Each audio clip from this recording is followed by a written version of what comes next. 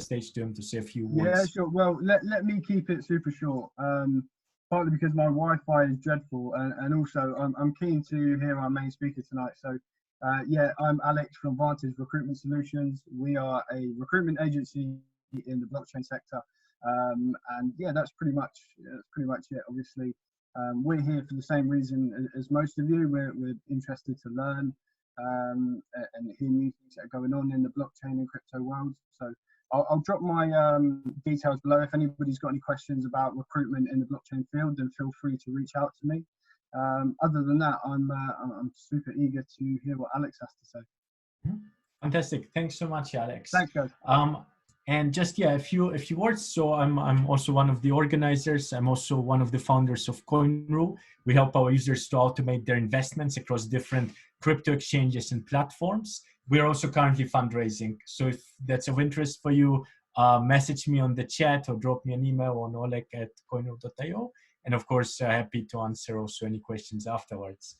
And before now we start the presentation, please, if you have any questions at any point, write them in the chat. And when Alex is done with his presentation, I'll be reading out the questions from the chat, and Alex will be responding to them. Now, Alex, I'll let you introduce yourself. I think that's the easiest, and I will give the stage to you. Thank you so much. And it's a little bit nerve-wracking to be on the first virtual Crypto Monday, so I hope I'll do it justice. Thank you. And it's so good to see that the people who are alive and not just within my 5-meter radius of lockdown. So it's kind of amazing what technology can do.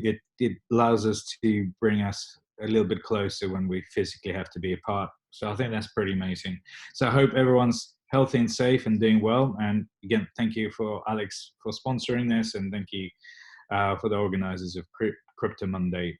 Myself, I am Alex 2, rather confusingly, Alex number 2. And I'm founder and CEO of Trustology. So Trustology is a custodial wallet provider. We're based out of UK.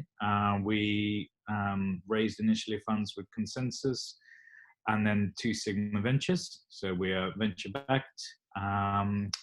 And we have institutional and individual offerings for crypto custody. We support Bitcoin, Ether. We're soon to launch Binance Chain support. And we also are, of course, insured. So that's kind of cool. And we are going through FCA regulation application form to become a custodial wallet provider. So very exciting stuff. So what kind of we do, we're very kind of pretty fast as a solution. And we also support DeFi. And personally, DeFi has been a bit of a kind of passion for me. Because I got into the whole blockchain space when I was running the UBS innovation function, and then I moved to BNY, looked at how we do digital asset custody. But for me, the goal was always decentralized finance, because I believe it's a really resilient architecture, and one that we need to continue working towards. And actually, I think COVID just reemphasizes the need for DeFi. So I'm going to launch and do a quick presentation about DeFi, talk a little bit about what I think is missing today, and then we can have a discussion. So hopefully I won't bore everyone too much about with my slides. I only have about 60 or 70 to go, so it'll be very brief. Yeah? Okay. Cool. Let me start the presentation. I'm going to share my screen. And, oh, how do I avoid the spoilers? Can everyone see my screen? All right, cool. So this is a really interesting graphic, and I'm going to go a little bit macro to start with, which demonstrates our existing supply chains. I mean, it pretty much tells us what we already know, that pretty much everything is manufactured in China. And if China stops manufacturing stuff, we're screwed. That's a pretty simple message, kind of. And then, of course, there's some logistics organization in the West, and then a lot of consumption in the West and kind of US. But we are very, very, very dependent on a single point of failure called China in many cases.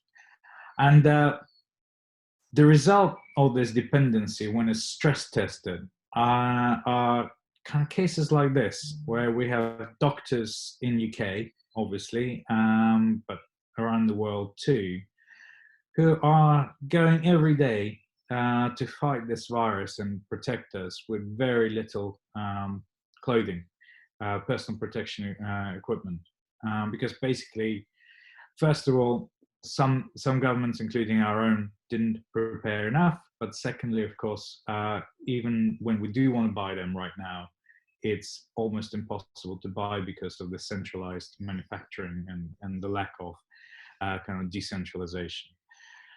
So that results in many, many cases and deaths and so on. Actually, if you then look at our, and that's supply chain, but the whole point is that it's super, super concentrated. Then we look at our kind of financial network, and this is Swiftnet. So the Swift network, which we use to make money payments. If you have a look at it, it's actually really, really concentrated. It's US centric, as most of the major hubs and spokes, with a little bit of Europe. So if you wanted to attack this network, what would you do? Well, I'm just going to drop a bomb on US, and 90% of our ability to make financial transactions are going to be incapacitated. Actually, I don't need to drop a bomb. I don't need to imagine that worst case scenario. I just need enough people in the Swift buildings and DTCC and others. There's probably 4 or 5 buildings in US which house vast majority of this infrastructure. Enough people fall ill or die, which is no longer a very weird or an unmentioned scenario. And most of our financial networks would be down. So it's interesting just how little margin for error we have. We've become very, very optimized, very efficient in many cases. But what we're seeing right now is the result of that efficiency. We have traded efficiency for resiliency. And perhaps we've gone too far. So this is Swiftnet. But what happens when you can't, when you lose kind of faith in your banking system and ability to withdraw your money? I'm slightly conflating here. This is a picture of Greece during the last financial crisis, when there was a run on the banks. But what was true then, and is still true now, when people lose confidence, when they lose trust in the banking system, everyone wants to take their money because they don't trust the banks anymore. And people queue. And then, of course, the thing that happens is that when you can't get your money out, people think it's not that bad. But there is a couple of cases of this. This is a cute baby picture. Yeah? We all feel good about a baby picture.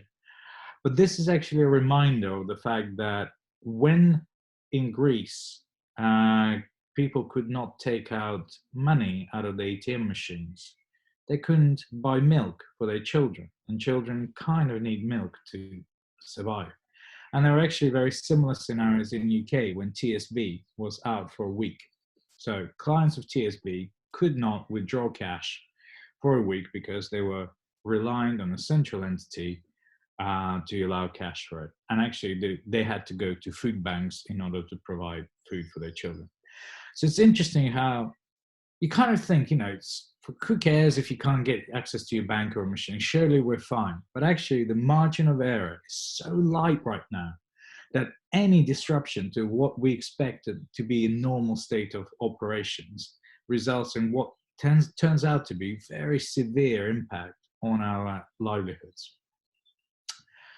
So that's the kind of the scare scenario. And what I'm basically trying to drive home is that I think we have underinvested in resiliency across our key supply chain and financial kind of supply chains. And I think post-COVID, we need to be severely rethinking how we live.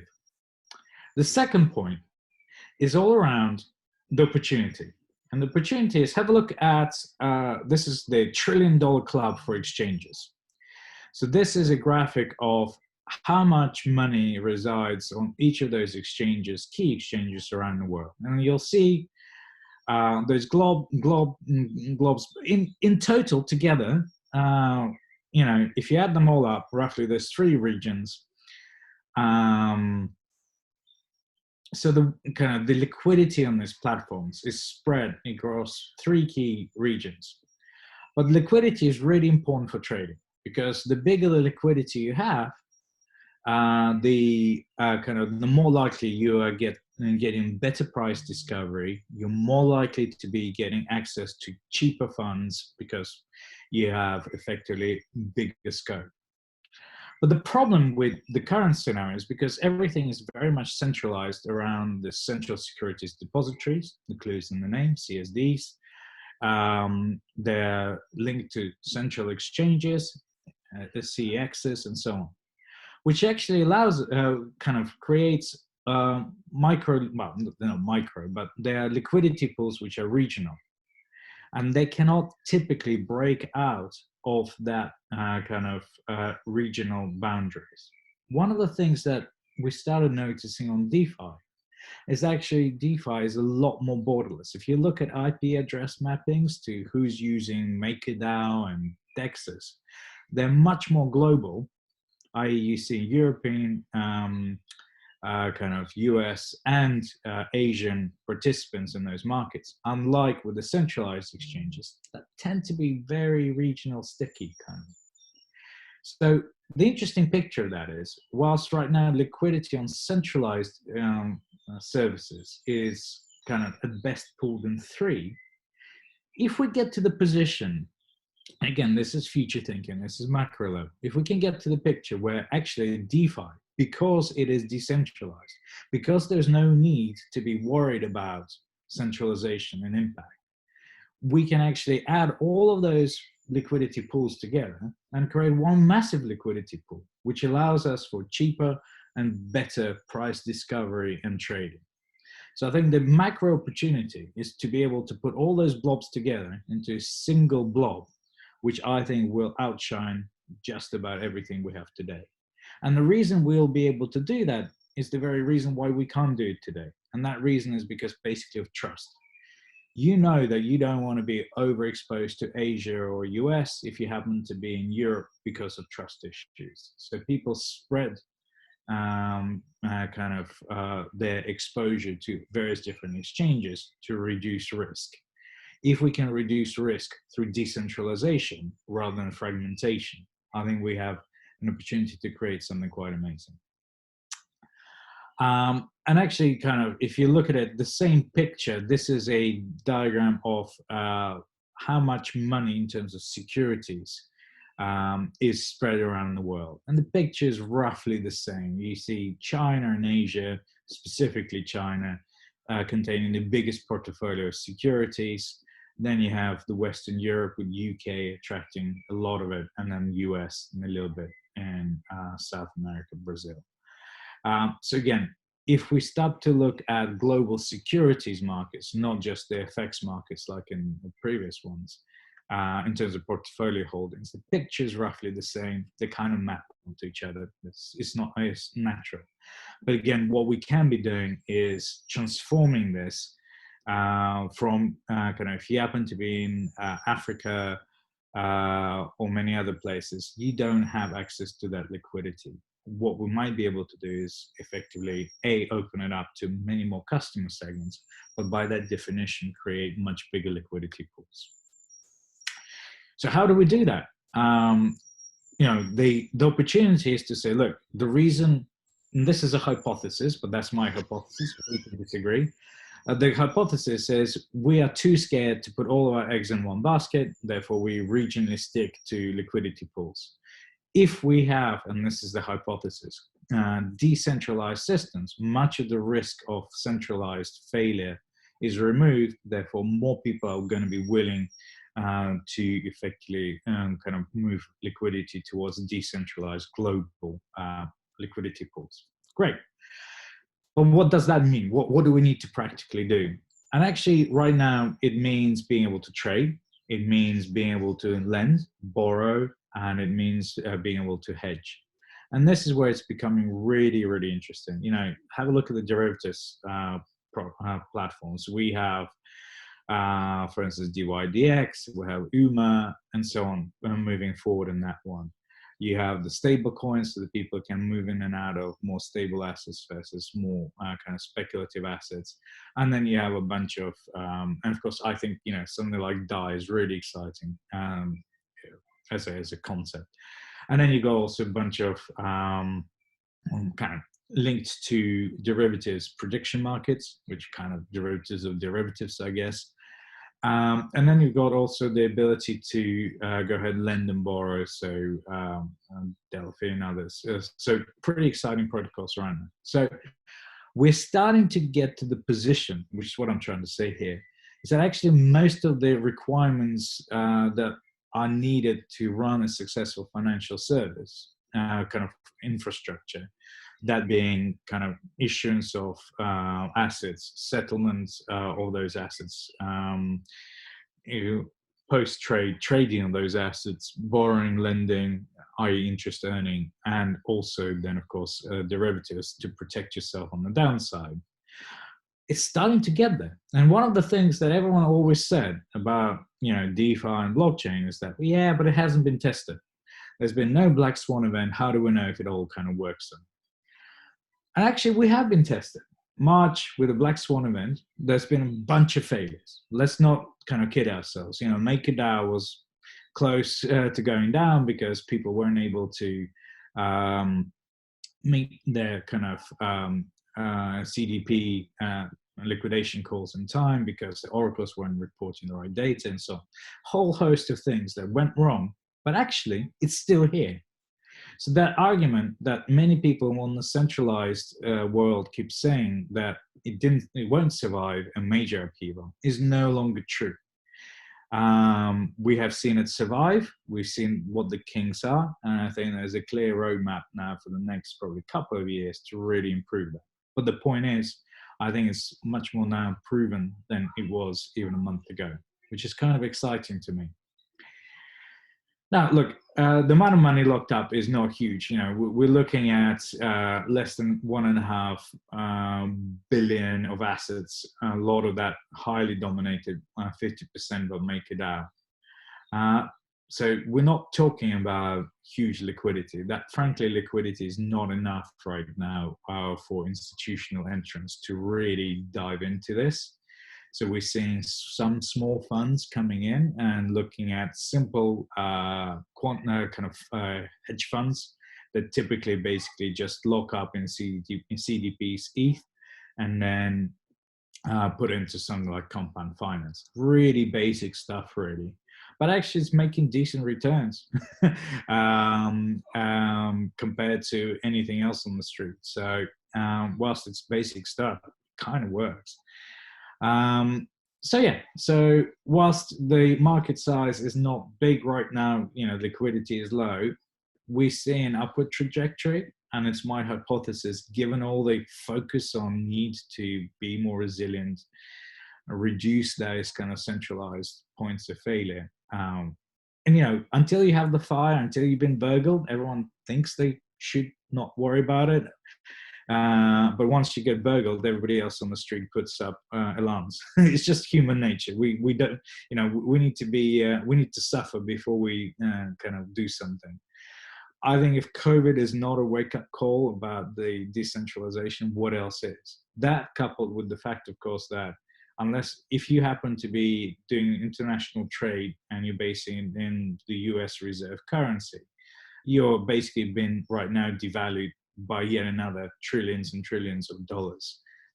So holding US dollar is not a great asset right now, because every time America needs to bail itself out, they bail themselves out, and all foreign holders, all those assets tend to suffer as a result of that, which I know I don't particularly like being in that position. Same goes for pounds. I'm singling out, of course, US dollar, but the same would be for euros, pounds, yen, etc.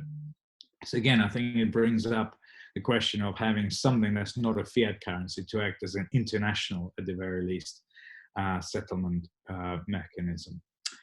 So that's DeFi. But one of the kind of things that I still think is missing on the DeFi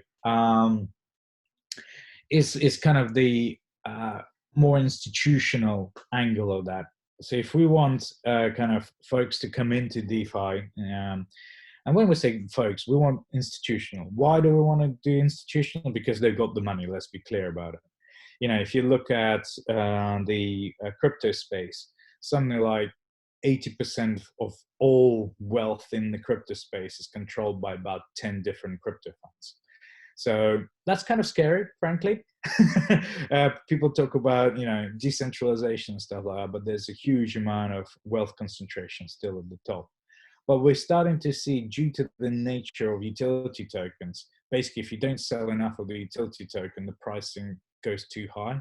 Therefore, there's a natural conclusion that over time you have to spread the kind of the wealth in those systems. The diffusion is quite slow, but it's algorithmically predicted through game theory, which I think is pretty exciting. We've never had that before.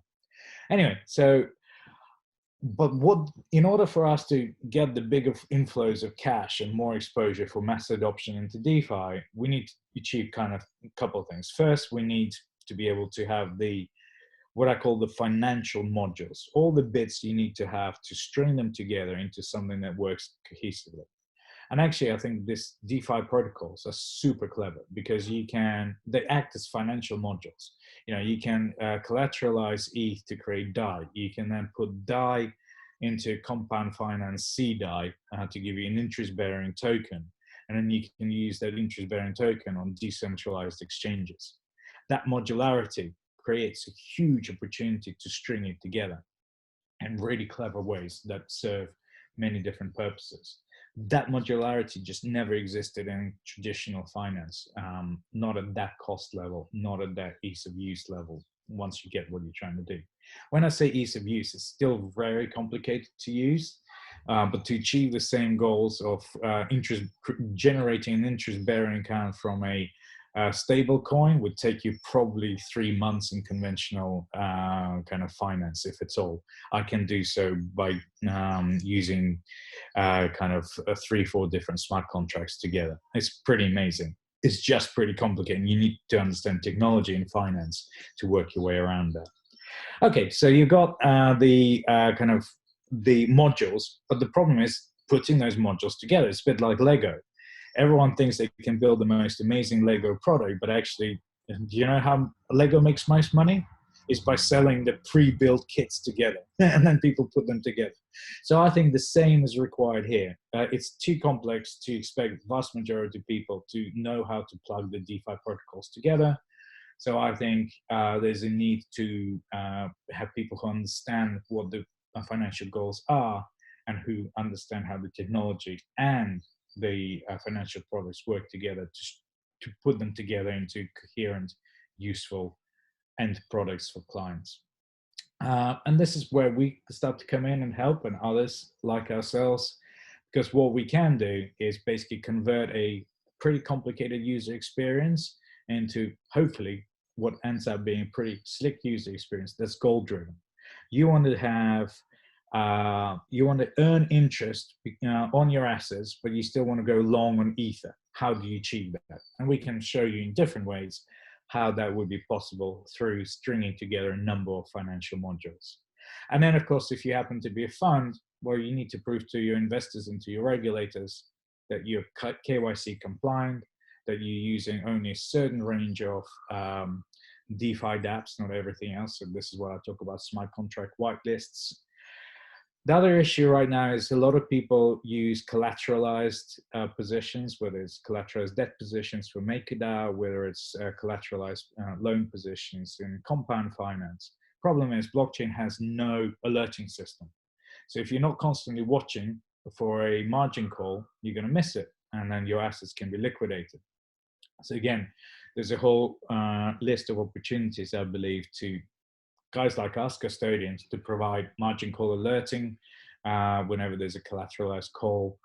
And then, of course, if you lose your keys, you need custody, you might want to insure, not just to insure for the loss of keys, but actually there's really interesting projects coming on board right now that insure for the failure of the smart contract. So Nexus Mutual and Names are one of those. And then, of course, simplify the user experience. So that's kind of what we're working on. Call to action, really, we've got most of the pieces together. We have a custodial solution, works for Ethereum, Binance Chain, it works on Bitcoin. We have our forked version of MetaMask. So basically with our solution, you can go ahead and really easily work with any DApp, DeFi DApp, but with the safety of our keys.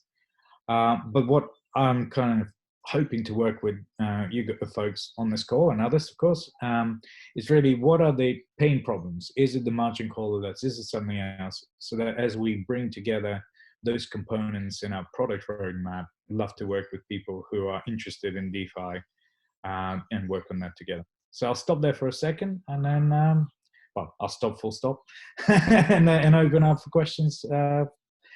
Thank you. Thanks so much, Alex. This would be now the moment when we would all be clapping, but we can only do that. We can only do that on screen. If you click on reaction and then the clapping. Thank you so much. We've got actually a good few questions here, and I'll start with the first question that came from Chris Wickham. And the question is, have you seen today's Evening Standard comment regarding the technology being the essential UK driver to escape massive post-COVID economic turmoil? What can we do in our discrete space? I haven't, because I've been steadily, panically creating the slides, guys. So no, I have missed that. Like a bad student, I do everything at the last minute. So no, I haven't. But I'd love your thoughts on that, Chris. Any kind of thoughts you'd like to share with us? Well, I think we're going to have to see some. We're inevitably going to see some changes, and probably the biggest change we might see is a change in the relationship between Western Europe, North America, and Asia. And clearly, there's a lot of momentum behind technology and also behind crypto that's come out of Southeast Asia and China and Korea. So I'd have thought that there is quite a role that we can play in Western Europe and North America from this particular sector. And I think, the more international people think, the more, as you say, DeFi people think, the more blockchain people think, I think there could be a huge role that we have to play. Because, somebody's going to have to do something, and it's not going to come from the taxpayer. So, and I thought if we're going to see any movement forward, we have to find ways of facilitating people to be more integrated financially and have greater equality in people's sort of perception of, individual is within their economies, so that we have a greater level of evenness really between what people get paid in all kinds of sectors and how businesses are financed. And again, because we see, that terrifying skew in Alex's presentation, where one country is just dominating manufacturers and another country is dominating finance. And I'd have thought that technology, especially say somewhere very flexible and somewhere with a convenient time zone like London, has a huge role to play. But that's me reacting to something I saw in the papers and have been thinking for quite some time. I'm more interested in hearing other people's thoughts. Alex, anything to respond to that, or shall I go to the next question? I think, and this is just my very kind of, I've been for a very long time very worried about the, well, not that worried, but pretty worried, around the kind of the question of settlement, international settlement, because I think nationally, it's kind of pound works quite well. But if I were to ever do international trade and hold dollars, like I was saying, I think that idea that you should be that exposed to a foreign nation that may choose to, inflate money supply to save its own skin at your expense, I think more and more people are going to move away from that. It's just been proven twice in less than 15 years. It just doesn't work. So I think we're going to see movement on that. And then kind of removal of Swift as the main conduit, because again, it's too risky. It's been weaponized and exploited both for financial profit, but also now it's been potentially proven not to be good enough in case of future pandemics. So it's on both cases, it fails the test. And until recently, we didn't have anything better, but we do now. So I think it's going to accelerate. Thanks. Then we have a question from Samuel, a slightly cheeky question. On your point, you don't trust your bank and take out your money. So he is asking, how does a custodial wallet solve this? Well, you trust me a lot more. No, it doesn't. Actually, it's a really, really good point. It's always going to be balanced. So first of all, of course, banks, to reverse the question again, banks typically have depository banks, which means, of course, they lend you money out. If they lend the money out, you're not only exposed to operational risk of the bank, it being around, but you're also exposed to credit risk of the bank because, of course, they lend the money out, and if they lent it out badly, you're going to lose that. So you have compound risk. With a custodian bank, which most people don't ever kind of come face to face with, and they typically only serve wholesale banking, you actually charge money for holding people's cash, but what you don't do is lend it out. So that's the kind of the idea. So you remove the credit risk, but of course there's still operational risk. Now, in terms of operational risk, there's two bits of risk. One is the risk of bookkeeping. The other one is the risk of identity keeping. And what do I mean by that? Traditional custodians, let's say Barclays, if you happen to have cash with Barclays, they maintain the database. If they go out, the database goes. No one knows how much money anyone's got. And that was exactly what happens when Lehman's failed. Lehman's Turkey was operated out of Lehman's UK. Lehman's UK shut shops. And everyone in Turkey who had exposure to Lehman's had no idea how much money, and the regulators didn't have it either. So by having decentralized ledger with many, many copies, you reduce the ledger keeping risk, and you are then exposed to key management risk. So it's not eliminating risk, but you're significantly reducing your risk. But ultimately, if you want to keep the keys yourself, that's great. But then, of course, there is a risk on you screwing it up and losing it. So you need to decide which of those risks is more acceptable to you. There isn't a right or wrong answer for everyone. It just depends on your personal circumstances. Thanks, Alex. Then we have a question. We have actually two questions from Spot9, but I'll just ask the first one and then maybe get back to the second if we have time. Alex, what are your thoughts on how DeFi can provide consumer/investor protections? Yeah, I mean, DeFi in the ultimate state is a lot more transparent. So one of the issues, of course, we had back in 2007 is the lack of transparency and non-determinism of financial systems. One of the things that the Financial Stability Board post-2007 came back with, and then worked with World Economic Forum and the World Bank, etc., was we just need greater transparency so we can model impact. One of the amazing things about blockchain, it's a fully deterministic closed-ended system. So we can model very accurately many, many different things. That said, of course, it's bloody complicated. So what we can do is mathematically model stuff, at least.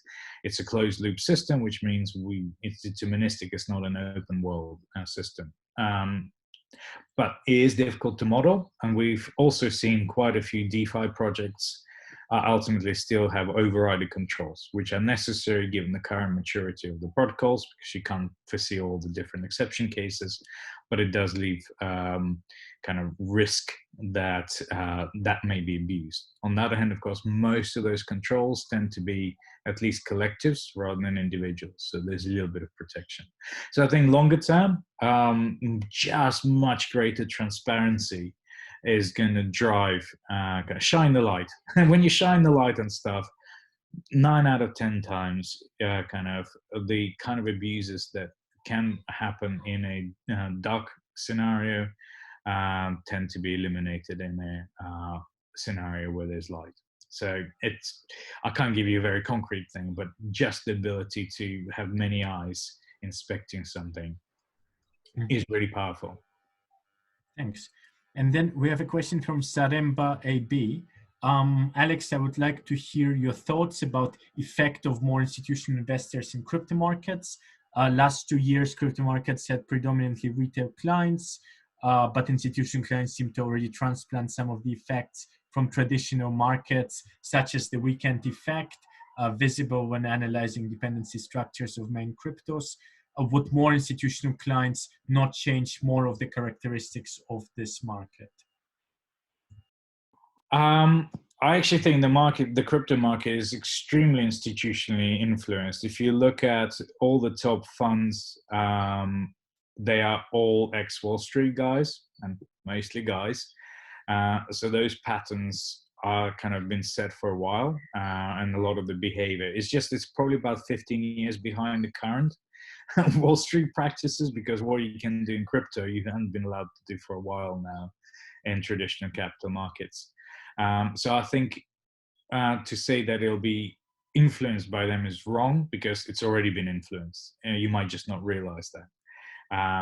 Because kind of the retail aspect of it is insignificant in reality in terms of both the money and the influence they have over the market. I think the biggest disruptor is actually DeFi. DeFi is starting to change the rules of how people trade.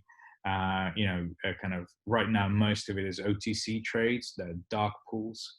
There's a lot of pump and dump. Same used to happen, and still does to some extent in traditional markets. And it's through greater transparency, whether it's trade repositories, whether it's kind of much better transparency on exchange volumes and better reporting, has started to decrease that. And then, of course, the same effect can be achieved through DeFi, because it inherently is a global depository of trades. You don't need to force people to report, you just transact, which gives you the reporting and analytics as a byproduct of that. So I think actually we're gonna continue seeing institutional attitude ultimately, and it's not necessarily a bad thing. A lot of things have been got right in financial services, so we shouldn't throw those things out. But I think we can actually achieve in crypto what we haven't quite achieved in traditional finance, which is the much better transparency and much more deterministic rules about what's happening through DeFi. Interesting. And then we have a question from Nikhil. One of the challenges of DeFi models is the ability to combine them in unexpected ways to game the system and engineer crashes and other malicious behavior. The more models you have, the number of combinations increase exponentially. How do you deal with this problem? With great difficulty. It's a great point. I mean, each protocol is super complicated. I mean, if you think about it, there's you can't just think about any longer just a smart contract. We've seen in MakerDAO and others the failure of oracles to pump the data in, the attack on the oracle's data to put the price feeds in the first place. And then there is the complexity around what happens if you simply can't respond to margin call on a blockchain. It has weird impact, and that's before you get into the code exploitation. Yeah, and then when you combine, for instance, the margin calls on DAI together with margin calls on compound DAI, and together with any derivatives that have, let's say you've put some CDAI into UMA project as a derivative thing, you now have 3 layers of derivatives. Three layers of potential margin calls, how they work together. Oh my goodness. So the challenge is huge. Testing. I sound like the World Health Organization, but I think they've got something right. You need to keep testing. Clear interfaces, that's the usual stuff. And of course, formal verification. In the end, formal verification is designed to solve this extremely difficult problems, because effectively you create mathematical inductions of all possible states in order to determine kind of adverse impact.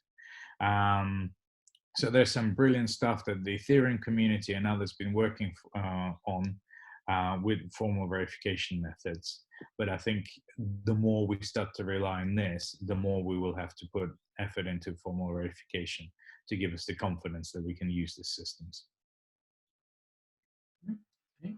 And then we have a question from Lavinia. I read somewhere that Swift is working with Ripple. Do you think if this goes ahead and Swift moves progressively to using the blockchain, they will continue to control the marketplace? She's asking this question based on what you stated about Swift. I don't think Swift is going to go anywhere fast. Let's be kind of very clear about that. I think kind of, especially if they, Swift is multiple different things. It's probably not fair to talk about it as one single thing. Swift as a standards agency has done some pretty amazing work. Yeah. The ISO standards and so on have helped us to move forward. Swift, the pipes, actually pretty useful. It creates many different pipe connections with guaranteed kind of performance across many different organizations. That works really well. Swift, the central messaging broker, that's useful. Bit flaky. I think this is working with Ripple or any other protocol is going to massively improve the resiliency there. That's good, and it's an obvious one. So, I've worked with Swift guys for a while now anyway. I think kind of something like blockchains is gift to them because they become more important as a result of that, because they continue to be that messaging pipe setting standards. And all the participants simply help to maintain state across this decentralized network. It makes a lot of sense for them. Problem with Swift is control, again, there's been a number of examples. My father-in-law, for instance, was aghast when there was in the newspaper article, Russia floated a nuclear submarine over the sub-Atlantic pipe that connects Europe to America. And he said, "Those damn Russians." Sorry, I'm putting an American accent there, I apologize. He's not actually. Those damn Russians always meddling. The backstory, of course, was that some of the US folks basically decided to quietly threaten Russia with withdrawal from SWIFT because they kind of were having oil arguments and stuff like that. So Putin responded by simply floating a nuclear submarine on top of the pipe and said, "You cut us from SWIFT, we'll cut the pipe." So there's always two sides to the story. I'm not saying one or the other party is good or bad, but the reality is if you happen to be a very large nation, you can use your tools at your disposal, whether it's submarines or control over SWIFT networks, to get your way. Frankly, I call it bullying. Blockchain for the first time gives us opportunity to basically bypass a lot of that concentration. So I think even if Swift survives, I would hope, and I probably won't, I'm probably wrong on this one, but I would hope that we'll get to the point in the world where we can have systems that are not so susceptible to bullies. But that's a bit of a dream, but I'll work at it to see if we can get there or not. Thanks. And then we have one question from Jose Ramirez. What are your thoughts on flash loans? Yeah, wow. When I first read about them, I thought, bloody hell, it kind of both makes sense and it's really dangerous. And I haven't changed my thoughts about it. So it's really clever. So for those people who don't know what a flash loan is, and correct me if I get that wrong, effectively you are kind of borrowing money from a smart protocol and paying it back within one block, meaning that basically in the same block time you're borrowing, using, and giving it back, which is kind of amazing because the net effect is in principle that you might gain a lot of money without having to have earned that money in the first place. It's a slightly weird version of shorting or lending, but exploiting technology loops rather than kind of liquidity provision. I think it can be very useful, but just like the previous very well put question is, understanding the impact of flash loans on complex combination of protocols makes it that much harder to do. Doesn't mean we shouldn't do that. I think it could be a really powerful tool. We just, like with any tool, need to be aware that it can be exploited, which is a non-answer, but it's very clever, and I don't know how to quite protect against it. So we have a few more minutes for a few more questions, and we have one here from Adeo Messari. What do you think of the future of hedging in emerging markets for agriculture, like Africa, using DeFi? I absolutely think that's kind of macro level, superb, because hedging projects typically been very expensive. This potentially kind of opens up the market to a customer segment that never had access to that. So I think really good. Problem is kind of, you've seen many businesses wanting to target Africa and other emerging markets, but there's just no money there. That's the problem, kind of. So what I don't have a good feel is, what is the realistic addressable market in the developing nations, and can you make any cash? Because we've seen, blockchain project after blockchain project come in with egalitarian and really good ideas, which I wholeheartedly support, but basically ran out of money because there just isn't enough cash in those economies to support that. So I think hopefully we can make it work, but it's very hard to make a business model out of it. All right. Since we are starting to get second questions, I'll go back to Spot9, whose second question was, which DeFi project would you say has gotten their governance model to really work? The government's model to work. Yes, exactly. So which DeFi project has a governance model that really works? Governance model, sorry. Yes. Ooh, that's a good one. I was going to say MakerDAO, and then it kind of just didn't go that well. It's funny with MakerDAO. It managed to survive because the things that people thought were going to prevent the kind of the failures didn't work, which made it survive. That's kind of a weird situation.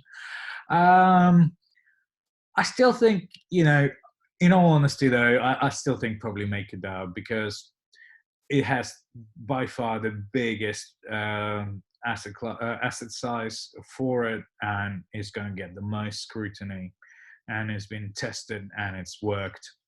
The other one, of course, is, let's not forget Ethereum. When the whole DAO happened, I thought it was brilliant how Ether and Ether Classic split, because everyone said it was such a bad thing, but actually what we saw was an extremely, in the end, amicable split, where in the end value was created, because both networks ended up increasing their value rather than decreasing that. So having such a seismic event so early on in Ethereum's history, which then actually resulted in value creation rather than value destruction, showed that kind of it is possible to have semi-decentralized governance. It still relied heavily on Vitalik and a few others, but there was a great amount of transparency. There was discussion, community discussion about how it could proceed, and in the end, I think it worked out quite well. So I think probably we mustn't forget Ethereum as a DeFi platform in its own right, as one that so far has proven to be quite successful governance. Cool. And now the final question is from Saremba B. It's his second question. Would moving to the massive liquidity pool that you have mentioned and better price discovery require same regulations across the markets? The multi-market price discovery that we have now seem to be caused, among others, by different regulations that different exchanges are subject to, plus high cost and lack of access to, etc. Brilliant point. I mean, I think, EU has missed a massive opportunity by not making the 5th ML directive, and specifically the custodial wallet provider license, passportable across Europe. So for those who are not aware of it, there's a new regulation that's been kind of pushed throughout Europe, 5th update to the anti-money laundering, and in there it's defined a new type of regulated entity called the custodian wallet provider. We're one of them.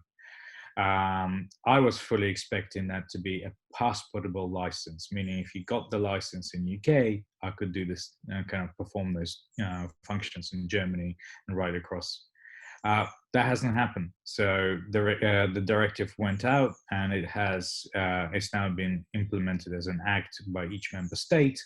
But getting the license in Germany doesn't let you operate in UK and vice versa. So massive loss of opportunity, because US is really hard to navigate with the 50 plus states. So we could have created a massive crypto market that's kind of well regulated and cheap to access. Could have been a massive boom. I hope our regulators make a move on that one, and see the advantages of correcting the current solution. But longer term, yeah, I think, look, regulation is going to make a difference.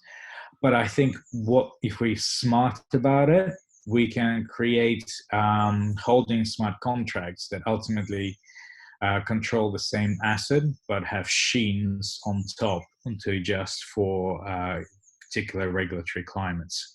So I think it is possible, but I haven't thought enough about it. So technically, I think it's possible, but we would have to architect our asset smart contracts to be wrappable in regulatory layers, so they behave different depending on what the venue is and who you are and what you're doing with those. But I think it's technically possible, but I think there's been there hasn't been a lot of attention put to that yet. And that's one area where I think we'll see more evolution in the next 6 to 9 months. Mm-hmm. Thanks, Alex. It's pretty much exactly 7:30, so my German sense of time is very satisfied. Thank you so much. I think this was really wonderful, really, really interesting. I mean, we never dropped below 40 participants on this call, which is probably a pretty good sign. And thanks also for the really interesting answers to a lot of the good questions we had here. We also had like a pretty good discussion going here in the chat at the same time. I'm gonna give the word to Devon, because we will still have like a little networking breakout sessions after this for whoever wants to stay along. Thank you for listening.